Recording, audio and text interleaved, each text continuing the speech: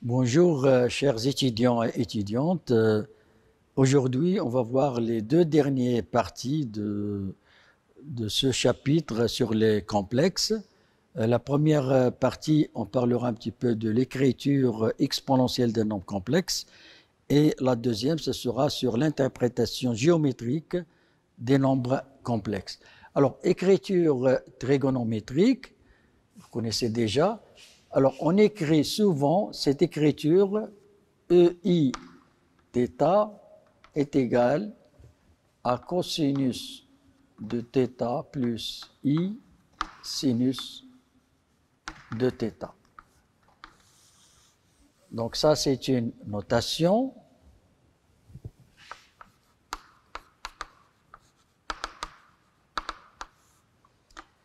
Mais si on prend cette notation, on va voir que tous les calculs qu'on a utilisés sur les nombres complexes, elles restent vraies avec cette écriture.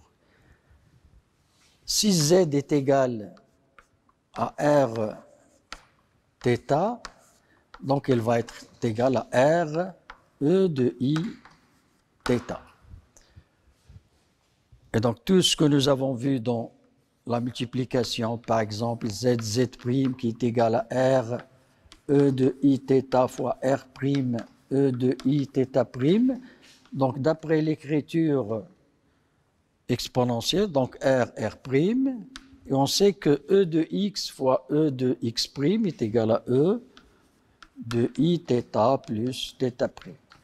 Donc ce que nous avons vu, donc ça c'est la multiplication de r, θ plus θ'. C'est-à-dire même si on prend cette notation, la multiplication reste vraie, le quotient aussi, qui est égal à r e de I θ sur r' e de I θ', qui est égal à r sur r', et on sait que exponentielle de x sur exponentielle de x' est égal à exponentielle de moins de, alors I de θ, de θ moins θ' I. Et donc ça c'est r, θ moins θ'. Et même la formule de Moivre, c'est-à-dire r e de I θ à la puissance n, c'est égal à Rn e de I n θ. Donc ça c'est la formule de Moivre.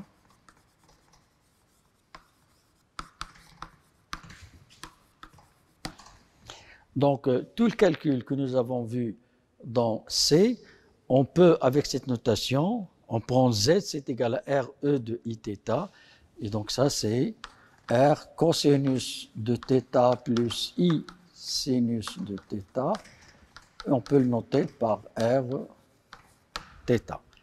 Donc toutes les propriétés pour les exponentielles et pour les calculs que nous avons dans C, elles restent vraies avec cette nouvelle notation de l'exponentielle. En plus, on peut avoir des calculs plus simples que nous avons vus, par exemple, pour les nombres complexes sous forme trigonométrique.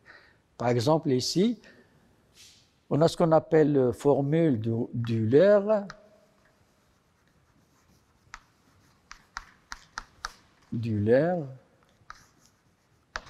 Alors, qu'est-ce qu'il dit, la formule d'Euler? Il dit que cosinus de x, on peut l'écrire sur la forme de e et x plus e de moins et x sur 2.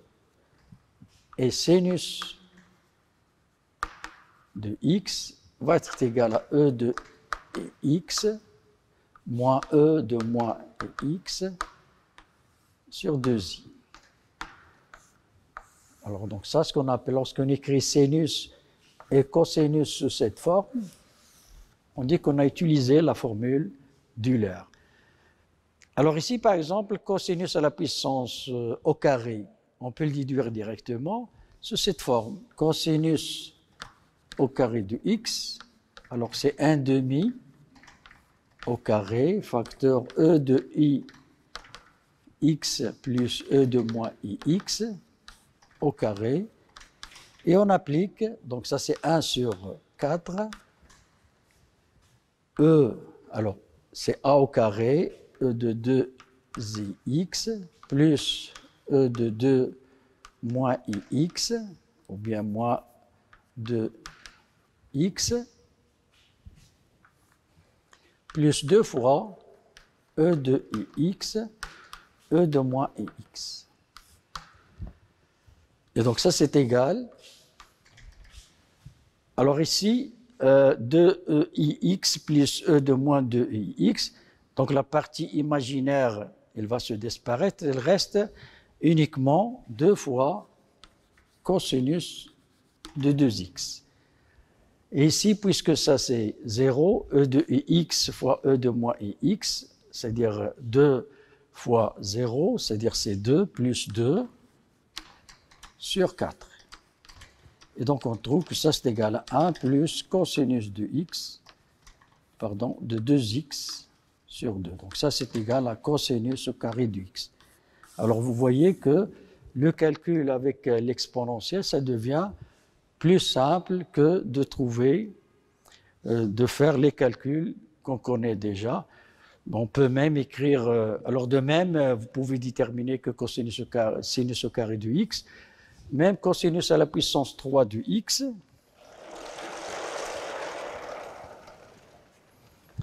alors de la même façon, cosinus à la puissance 3 du x, qui va être égal à, alors e de ux plus e de moins ix sur 2 à la puissance 3, donc va être égal à 1 sur 8, donc 1 sur 2 à la puissance 3, facteur de e de x plus e de moins ix à la puissance 3, et on applique d'après le triangle de Pascal, donc ça c'est 1 sur 8, alors ici ça sera e de 3ix plus 3 e de 2ix, e de moins ix, plus 3 e de ix, e de moins 2ix, et plus e de moins 3 ix. Et donc ça, c'est 1 sur 8.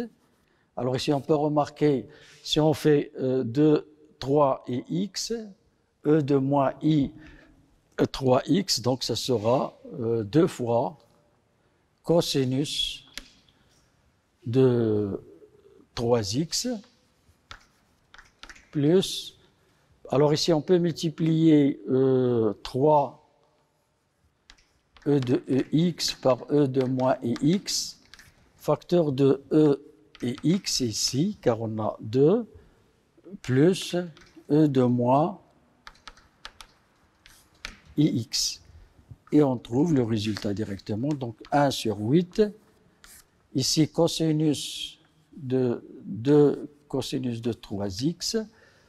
Alors, donc ça c'est 1, car e de x, e de moins x et e de 0 est égal à 1, plus 3. Et ça c'est 2 cosinus de x. D'accord? 2 cosinus de x sur 8. Alors si on simplifie ici par 2, ici c'est, donc ça c'est la multiplication. Alors ici on aura cosinus de 3x plus 3 cosinus de x sur 4. Et donc c'est ça ce qu'on a trouvé tout à l'heure, cosinus à la puissance 3 de x est égal à cette quantité. Donc le calcul comme écriture exponentielle, c'est plus simple que le calcul comme trigonométrie, car il donne directement sous cette forme. Et même pour les racines énièmes d'un nombre complexe, si on a alors les racines énièmes de z qui est égal à grand R E de I θ 100. Alors on marque. Alors 100. Les ZK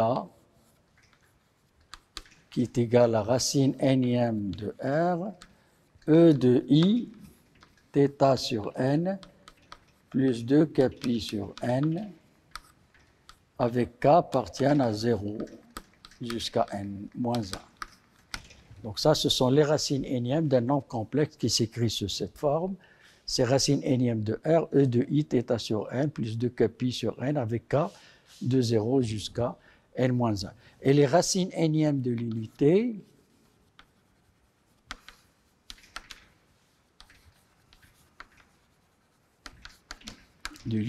sont ZK qui est égal, alors, donc, puisque R c'est 1, alors E de I, 2 κ sur N, avec N appartient à 0 jusqu'à N moins 1. Donc ça, ce sont les racines énièmes de l'unité.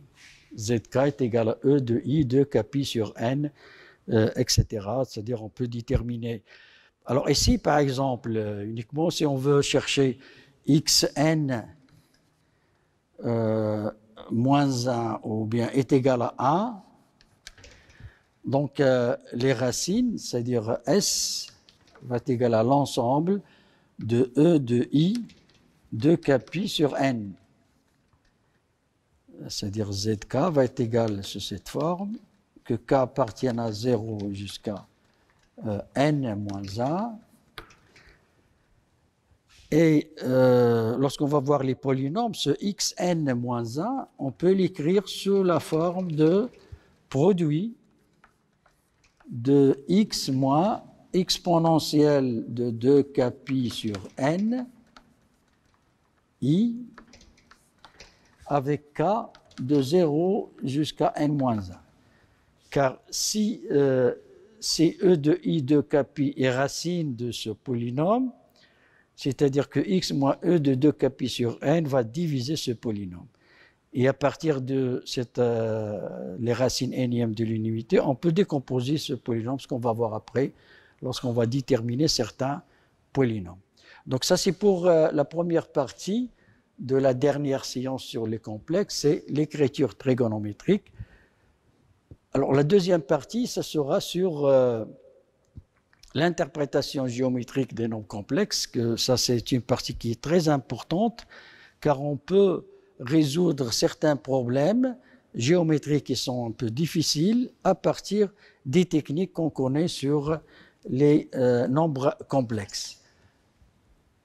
Alors ici, je vais prendre cette partie.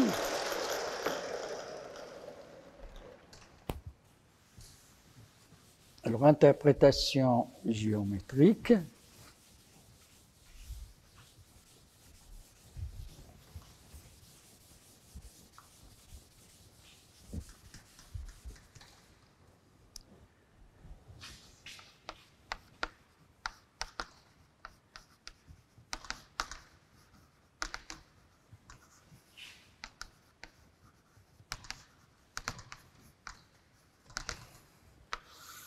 Alors, toujours, nous avons vu qu'il existe une application du plan P2 dans C, mais il existe aussi une application F de V2, c'est-à-dire l'ensemble des vecteurs vers C. C'est-à-dire à chaque vecteur V qui est égal à xi plus yj, on peut correspondre à un Z de V qui est égal à x plus yi. Alors ici, on peut remarquer que si on a A de coordonnées xa, xb, alors xa, ya, ib de coordonnées xb, yb, alors on peut remarquer que AB, c'est égal AB, c'est égal à xb moins XA I plus YB moins YA J. Et ici, on peut remarquer que de AB, c'est-à-dire l'affixe, c'est ce qu'on appelle ça, c'est l'affixe de V, c'est-à-dire de vecteur V. L'affixe Z, c'est, d'après cette définition, c'est égal à X B moins XA plus YB moins YA J. Pardon, I. Car ça, c'est-à-dire si on a XB moins XAI, YB moins YAJ, ça correspond à X plus YI, c'est-à-dire X moins B moins XA plus Y moins YB, Y. Et ce Z de B, c'est égal à XB moins, plus, pardon, YBI plus, ou bien ici, sous cette forme, moins XA plus YA I. Et donc, on peut remarquer que ça, c'est Z2B, c'est-à-dire c'est le point, c'est l'affixe nombre complexe, l'affixe de B, moins ZA. C'est-à-dire Z de AB va être égal à Z de B moins ZA. Donc l'affixe de vecteur AB est égal à l'affixe de B moins l'affixe de A. Alors à partir de cette relation, on peut parler de plusieurs équations géométriques, on peut parler des solutions de certaines solutions géométriques. Par exemple, je vais énoncer un théorème très important en géométrie qui dit que, alors si on prend A, B, C qui appartient au plan P2, alors A, B et C sont alignés, alors si seulement si, c'est-à-dire ZC moins ZA sur ZB moins ZA appartient à R. C'est-à-dire n'appartient pas à C, appartient à R. Et AB est perpendiculaire à AC, c'est équivalent que ZC moins ZA sur ZB moins ZA appartient à I R étoile. C'est-à-dire il est imaginaire pur. Donc ça, ce sont deux résultats géométriques très importants, mais on utilise les propriétés des nombres complexes. Alors comment on peut démontrer par exemple ce théorème? Alors c'est simple, si on applique directement comme interprétation géométrique, on aura par exemple ce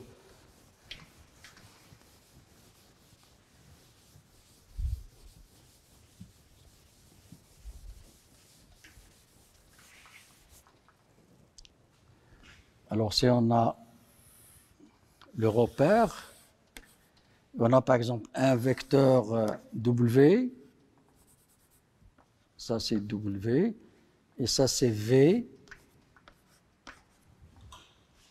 Alors, l'argument de ce W, c'est toujours, c'est l'angle OX. Alors, donc, ça, c'est OX, W. C'est-à-dire, comme si on est dans des points, donc ça, c'est l'argument de W, par définition. Alors, si on prend les deux, c'est-à-dire si on prend l'angle ici entre W et V, qu'est-ce qu'on peut remarquer? Que l'angle WV, c'est-à-dire cet angle, est égal à l'argument de V moins l'argument de W. C'est égal à l'argument de V moins argument de W. Alors maintenant, si on veut appliquer ce qu'on vient de voir ici pour des points, par exemple A, B et C. Et on va voir ces points, est-ce qu'ils sont parallèles ou sont perpendiculaires. Donc l'angle entre AB et AC, entre AB et AC, c'est égal à argument de Z. Alors bien sûr, ici l'argument, ça c'est argument de Z de V, moins, car c'est la même chose, argument de Z de W. Donc ça c'est égal à argument de Z de B, de AB si vous voulez, moins argument de Z de AC. Non, c'est le contraire, c'est AC moins AB. Alors si on continue ici, qu'est-ce qu'on aura? Donc ça c'est égal, c'est-à-dire toujours l'angle AB AC, c'est égal à argument. Alors si Z de B, nous avons vu que ça c'est égal à Z de B moins Z de C moins Z de A moins argument de Z de B moins Z de A. Et donc l'angle AB, c'est-à-dire l'angle, la mesure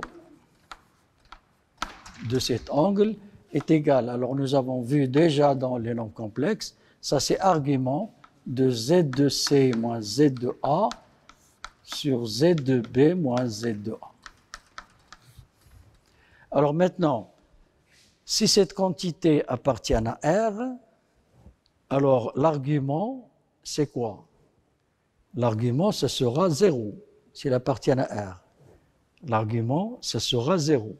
Et donc, l'angle entre AB et AC, c'est égal à Kpi. Et donc, ils seront alignés.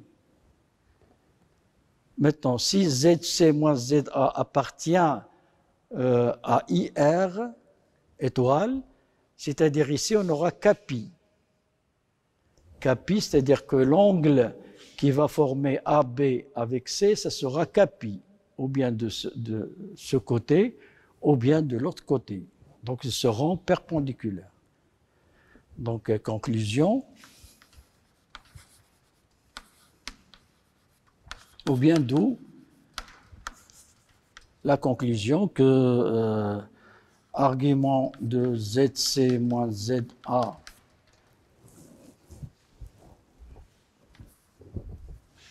ZC moins ZA appartient sur Z de B moins ZA appartient à R. Alors, c'est équivalent que cet angle AB AC va être égal à 0 et c'est équivalent que AB, C sont alignés.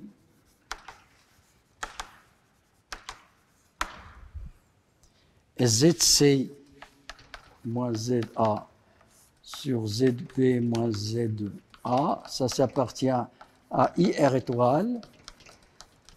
Ça signifie que cet angle ABAC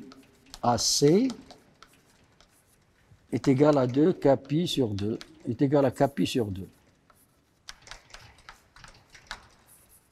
Et ça implique que le AB est perpendiculaire à AC. Alors on peut voir quelques exemples. Par exemple, si on prend l'exemple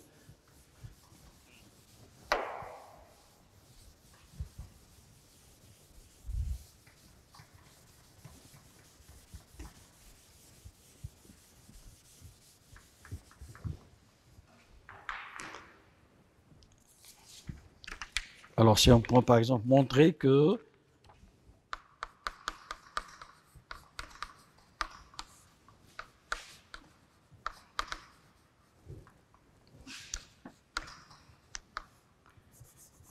A, moins 2, moins 3, B, moins 1, et C, qui est égal à 1, 3, sont alignés.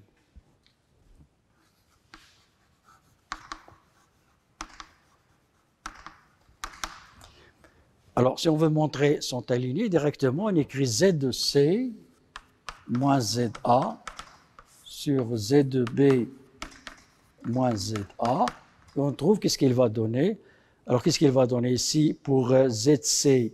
Donc, c'est 1 moins 3, c'est-à-dire, alors ZC c'est quoi? C'est 1 plus 3i moins 2 moins 3i. Ici c'est C, c'est-à-dire c'est moins 1 moins i moins 2 moins 3i. Donc ça c'est égal. Alors ici on aura, alors ici c'est 1, moins 1 c'est moins 1, c'est 3, d'accord? Et ici on a 3 plus 3 et plus 3, donc c'est plus 6i. Ici on aura moins 1, ici c'est plus 2, donc c'est 1. Moins 1 plus 3, c'est plus 2i.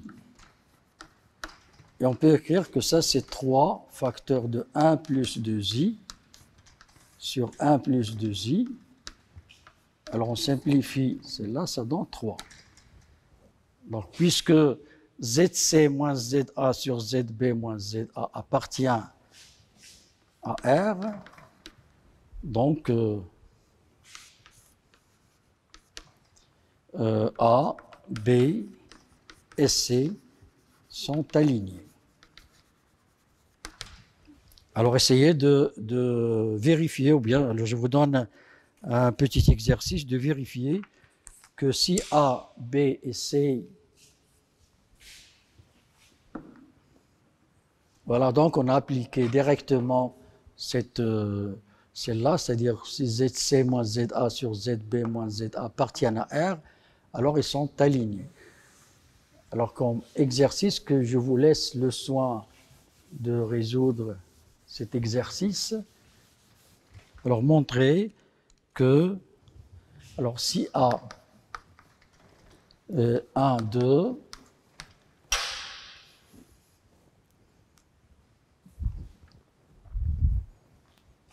et B2 1, 3, et C moins 1, 2. Alors, essayez de démontrer